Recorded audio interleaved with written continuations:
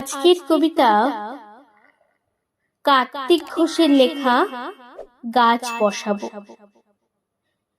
এইখানে জল ওইখানে জল, কোথায় তখন ডাঙা, মাথার ওপর সূর্যি যেন বাপরে আগুন রাঙা। ওই যদি মেঘ এই তবে ঝড়, নিত্য জলের ধারা, তার মধ্যেই হঠাৎ কখন পড়ল প্রাণীর সারা।